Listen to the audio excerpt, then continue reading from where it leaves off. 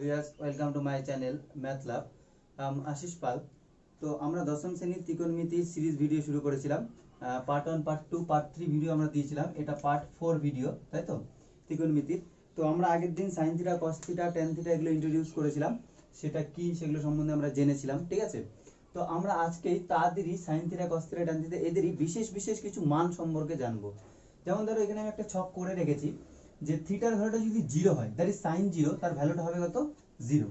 Theta যদি 30 হয়, that is sign 30, তাহলে তার ভ্যালু কত হবে? হাফ। থিটার ভ্যালু যদি 45 হয়, দ্যাট ইজ সাইন 45, তার ভ্যালু কত হবে? 1/√2। সাইন 60 ভ্যালু কত হবে? √3/2। সাইন 90 ভ্যালু কত হবে? 1। কসটা কি হবে? জাস্ট এটাকে রিভার্স করে দাও। cos থিটা cos 0 হবে কত? 1। cos 30 হবে √3/2। cos 45 1/√2। 60 হাফ, 90 0। আর tan থিটা 0, এটা 1/√3, 1 √3, আর এটা অসংজ্ঞাত। এছাড়াও কোসেক থিটা সেক থিটা আর কট থিটারও ভ্যালু আছে। 299 পেজে, তোমাদের বইয়ের পেজ নাম্বার 299, টোটাল ছকটা দেওয়া আছে, তোমরা দেখবে।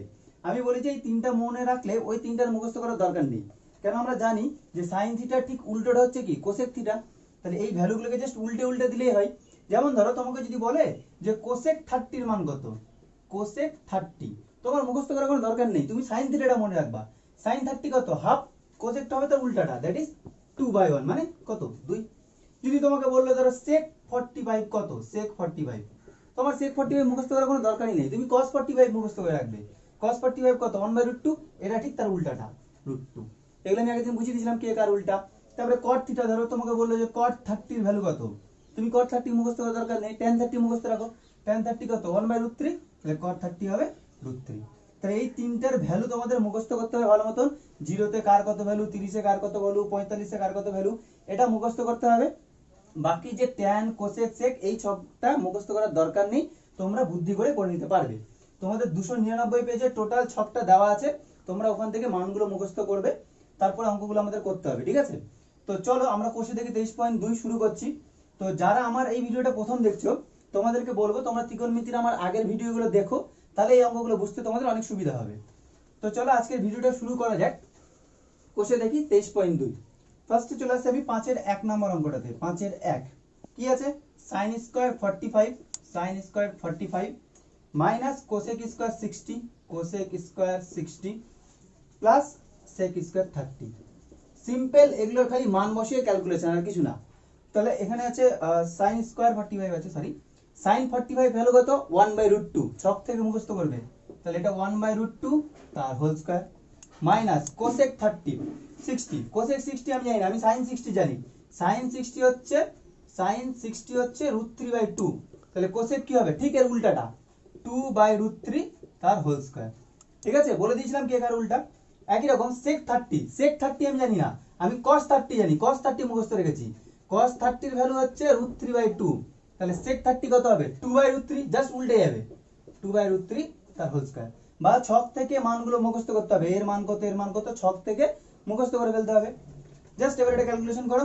এটা হচ্ছে 1/2 মাইনাস এটার কত হবে? 2 এর স্কয়ার 4, √3 এর স্কয়ার 3, 2 এর স্কয়ার 4, √3 এর স্কয়ার 3, তাহলে এইটা আর এটা কেটে গেল, অ্যানসার হলো কত? হাফ। একই রকম এই অঙ্কগুলো আছে, তো আমি এখান থেকে সব করাবো না, বেছে বেছে 2-3টা অঙ্ক করাচ্ছি, বাকি তোমরা পারবে, খালি মান বসিয়ে ক্যালকুলেশন করতে হবে। দেখো আমি নেক্সট ইম্পর্টেন্ট অঙ্ক একটা 4 নম্বরে চলে যাচ্ছি। 2-3 তোমরা বাড়িতে করবে, আমি আশা করি পারবে।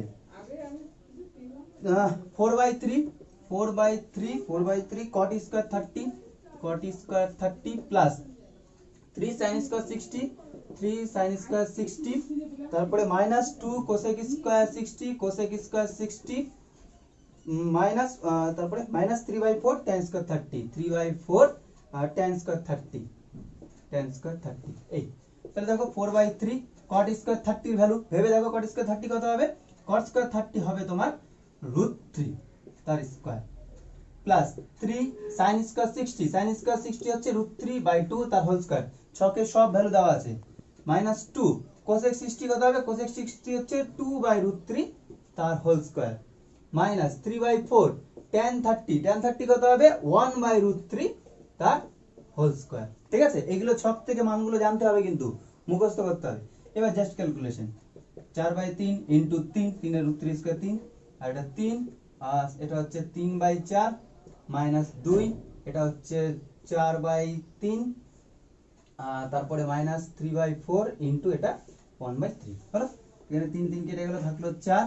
এখানে প্লাস 9/4 থাকছে, মাইনাস এখানে 8/3 থাকছে, আর এখানে হচ্ছে 3 3 কেটে গেলে মাইনাস 1/4। ঠিক আছে, তাহলে এবার এদেরকে একটু লসাগু করো ফটাফট করে। লসাগু যদি করা যায় তাহলে লসাগু দাঁড়াচ্ছে হচ্ছে, নিচে 4 আছে, 3 আছে, 4 আছে, তাহলে 12 দাঁড়াচ্ছে লসাগু। তাহলে এটা 4 4 16 প্লাস এটা 4 দিয়ে ভাগ করলে হবে 3, তার মানে 3 নং 27। তারপরে এটা 3 দিয়ে ভাগ করলে হবে 4, তাহলে মাইনাস 32, আর এটা মাইনাস 3। আমি আশা করি এটা ক্যালকুলেশন করতে পারবে তোমরা। তাহলে এটা 16 43, 43 থেকে বা 32, এখানে 43 হচ্ছে যোগ করলে, আর এটা হচ্ছে মাইনাস 35, তার মানে 8/12। 4 দিয়ে কাটলে 2, 4 দিয়ে কাটলে 3, তার মানে 2/3 অ্যান্সার। ঠিক আছে, একই রকম ভাবে এখানকার সব অঙ্কগুলো হবে, খালি মান বসাবে আর ক্যালকুলেশন। আমি এখান থেকে আরেকটা অঙ্ক 9 নাম্বারটা করে দিচ্ছি শুধু, 9 নাম্বারটা, বাকিগুলো তোমরা করবে, মান বসাবে আর ক্যালকুলেশন, সিম্পল অঙ্ক। 1 minus sine square 30 by 1 plus 1 minus sine square 45 into cos square 60 plus cos square 30 by নিচে কত হচ্ছে cosec square 90, cosec square 90 minus cot square 90, cot square 90 হলো।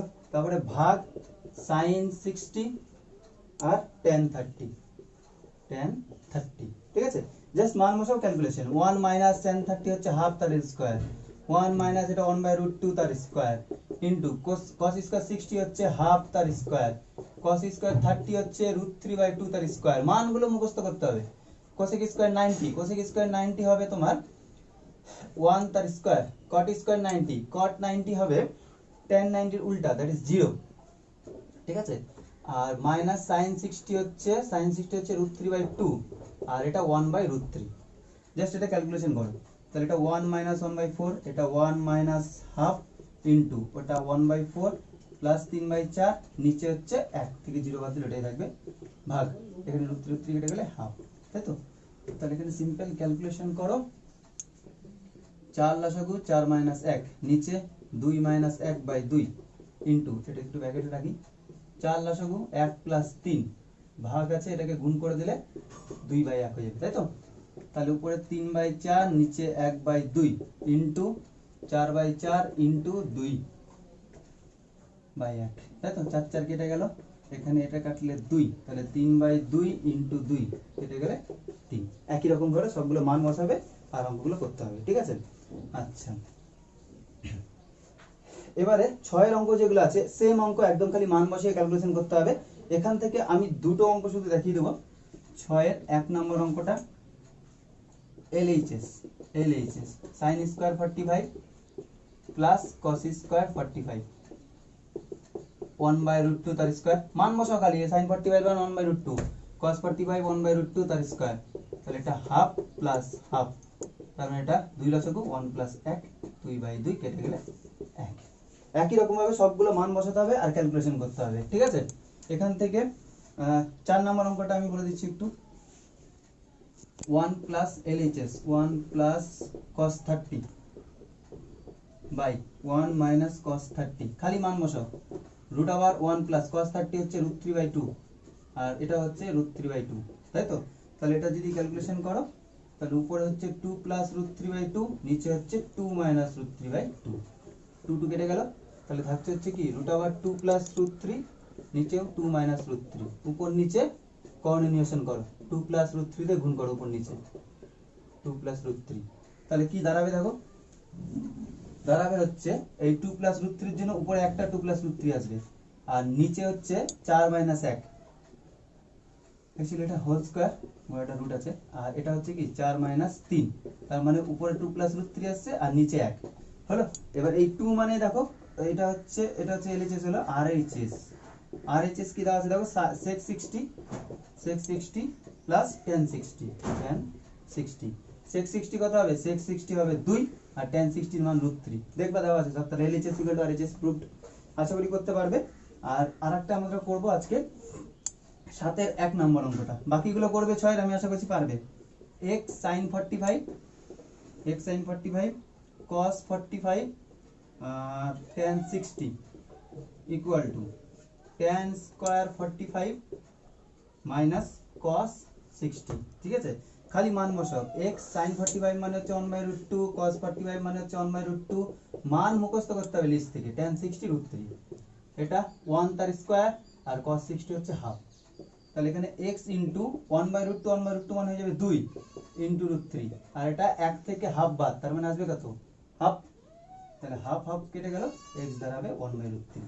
এইভাবে x এর মানগুলো বের করতে হবে।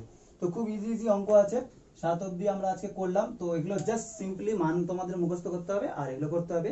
আমি আশা করছি তোমরা বুঝতে পেরেছো। Thank you for watching my video. Please like and comment and share and subscribe my channel. Thank you.